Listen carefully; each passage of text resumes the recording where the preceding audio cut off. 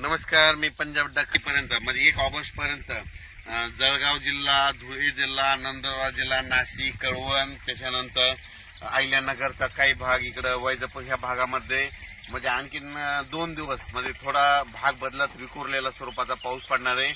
म्हणून उत्तर महाराष्ट्रातल्या शेतकऱ्यांनी हा अंदाज लक्षात घ्यायचा. खास करून म्हणजे आज 30 जुलैपासून ते 1 ऑगस्ट पर्यंत नंदुरबार, धुळे, कळवण, नाशिक, सटाणा, नंदुरबार, त्याच्यानंतर आपलं अहिल्यानगरचा काही भाग इकडला म्हणजे उत्तरेकडला, त्याच्यानंतर बुलढाणा जिल्हा, अकोला, परतवाडा ह्या पट्टामध्ये एमपी बॉर्डरचा म्हणजे अमरावती ह्या पट्ट्यामध्ये आणखीन 2 दिवस मध्ये थोडं पावसाचं वातावरण राहणार आहे. सर्वदूर नाही पडणार, पण भाग बदलत पडणार आहे म्हणून हा अंदाज लक्षात घ्यायचा. पण राज्यात सांगायचं झालं तर पूर्व विदर्भ आणि पश्चिम विदर्भ, त्याच्यानंतर आपण काय करू, मराठवाड्याकडू.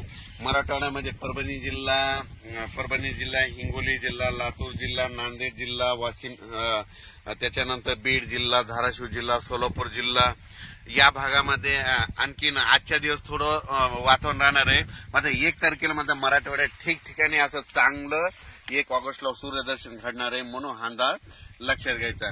त्याच्यानंतर आपण वळू पश्चिम महाराष्ट्राकडे. पश्चिम महाराष्ट्राकडे देखील आज आणि उद्याचे दिवस सरी त्या चालूच राहतील. पण 2 तारखेपासून तिकडल्यामध्ये पश्चिम महाराष्ट्राकडे 2 ऑगस्ट पासून तिकडे देखील चांगलं सूर्यदर्शन होणार आहे म्हणून डाळिंब शेतकऱ्यासाठी आनंदाची बातमी, म्हणून द्राक्ष शेतकऱ्यासाठी आनंदाची बातमी.